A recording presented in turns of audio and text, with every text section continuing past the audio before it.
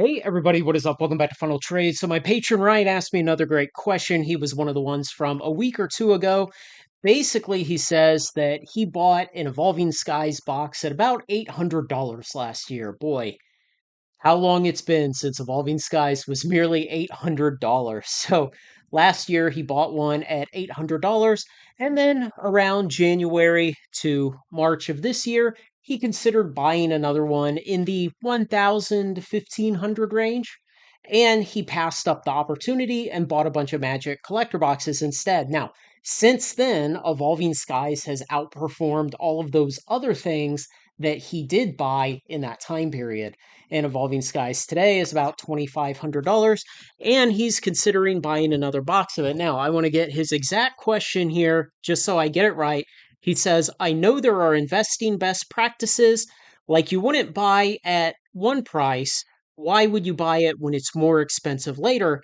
But is there a point where you realize you're just wrong about something, and even if it raises your cost basis, it's better to get in today? Okay, so I'm going to say on the first part of that question that, let's say you passed up buying Evolving Skies at $1,500. You wouldn't buy it today at $2,500. I do not think that's correct. What you have to do is, in every moment you have to say, what can I do right now to attempt to optimize my future outcomes? And so I bought Brothers War collector boxes. I had the opportunity a year, 18 months ago. I bought a bunch of them at something like $160, and for many months I sold them to my patrons at 205, I believe. And I eventually sold out. Now, more recently, maybe 6 weeks ago, a month ago or so, I had the opportunity to buy a bunch more at about $250. So I sold them at 205 a year ago, 15 months ago in that time period.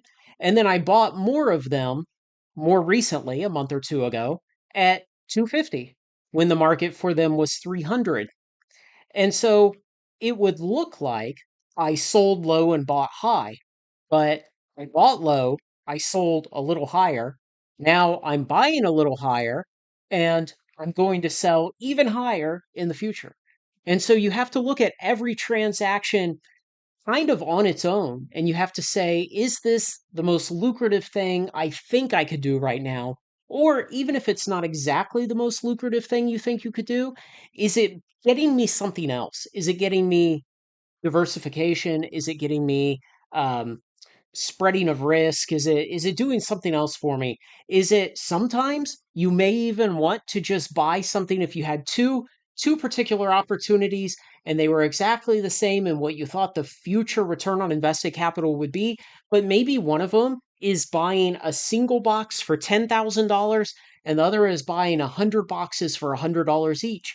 You might decide to do the second one and buy a whole bunch of smaller, lower priced boxes. You might decide that that's the better thing to do. So you have to look at all of these things individually. And I do not think it was a bad idea to buy Brothers War at 160 and sell it at 200 and then buy it again later at 250, and I don't know, it's 350 now. I don't know how long I'll hold it before I start selling it, but I'll sell it for a lot more than 250.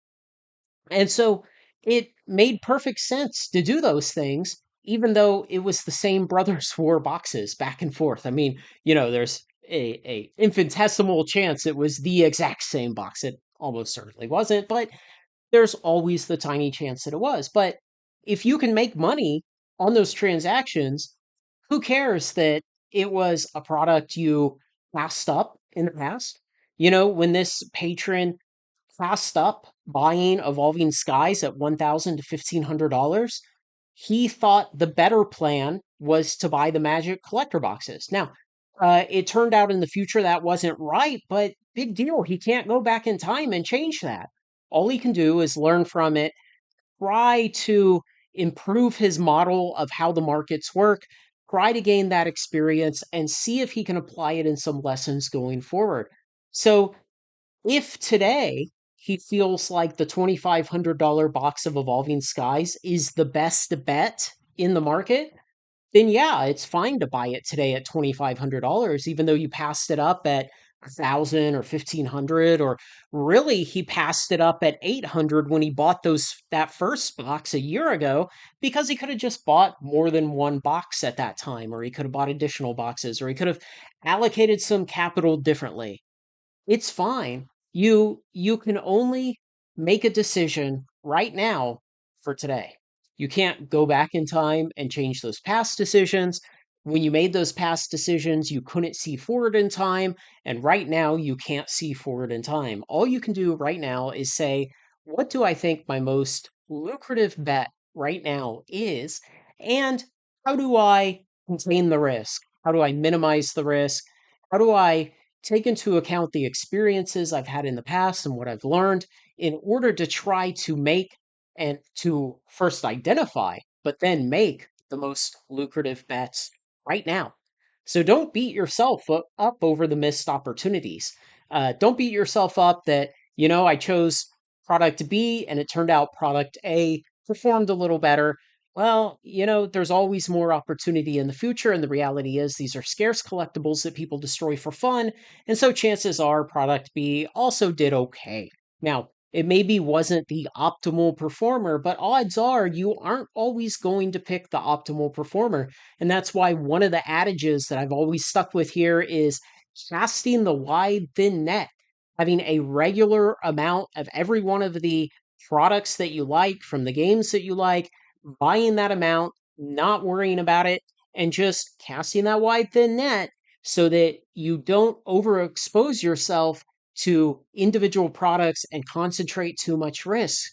Because maybe you had identified in 2022 that Streets of New Capenna and the Gilded Foils were going to be the hot thing. Those were going to the moon, and you went all in on them. And man, would you have been wrong, and you'd still be underwater today, I think. I don't really check that product very often, but you know, you would have felt really bad. And that's why you cast the wide, thin net to try and spread the risk out. What you also do is you average out the return. So, no, you will not catch only the evolving skies when you're casting the wide, thin net, but also you'll spend less money on the things like Streets of New Capenna and for many years Baldur's Gate when, it sold in the 150s as a half premium product for several years for the collector boxes, I mean. And so you protect yourself from that. You can't beat yourself up over those decisions you made in the past. You have more information now. In fact, you know exactly what the prices did in the meantime.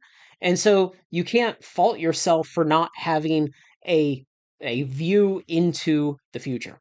Now, the second part of that question, which was about admitting you were wrong, at what point do you realize you were just wrong about something? And even if it raises your cost better basis, it's better to get in today. Yeah, that's fine. Don't worry about that at all. Yes, it will increase your cost basis. Who cares? What you're really interested in is, where do you expect to get the best return on invested capital? And so the cost basis can be a distraction to that. Now, cost basis is important when you're deciding, should I be selling right now? You will go back and you will look at your cost basis. You'll determine what your profit will be when you sell. You'll subtract out your fees and your shipping and whatever else you may have. And then you compute your return on invested capital. But cost basis is only an intermediate step in that. Don't worry about increasing your cost basis. That Evolving Skies box you bought a year ago at $800, you'd still have the same cost basis on that box. And your return on invested capital on that box is already over 200%. So even if you were to buy the second box today at 2,500, it's going to have its own individual future in terms of profit and return on invested capital. It does not affect that first box. That first box was still always bought at $800. I know it feels kind of bad that you're probably tracking this in a spreadsheet and you probably have all the purchases of this one particular product on some little sub part of the spreadsheet where it computes for you what's your average cost basis for this product. And if it goes upwards, oh well. I bought a bunch of additional boxes of Brothers War, and in the whole history of my purchases, the average cost basis went up, but I expect to sell them at a much higher average price also. And because I'm now dealing in more boxes of it, the total amount of profit that I made went up.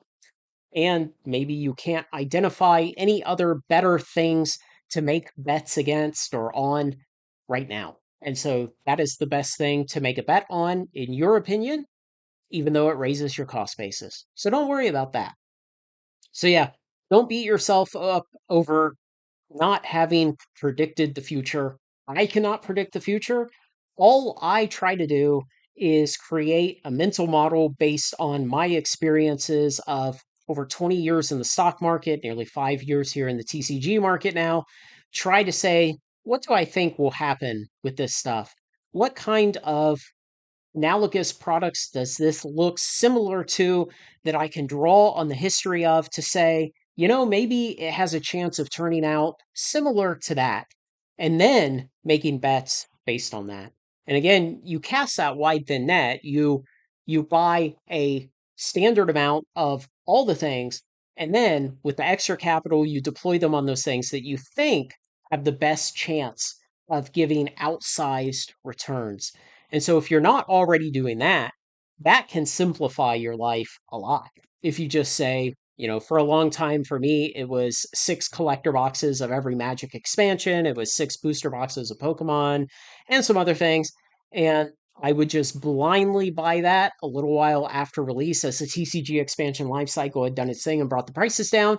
Right now, that doesn't work because the market is too screaming hot for everything. Oof, and sometimes you have to adapt to that.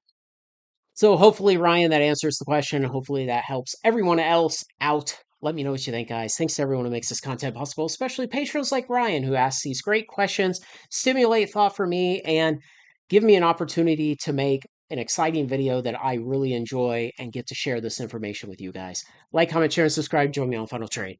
Buy a hat.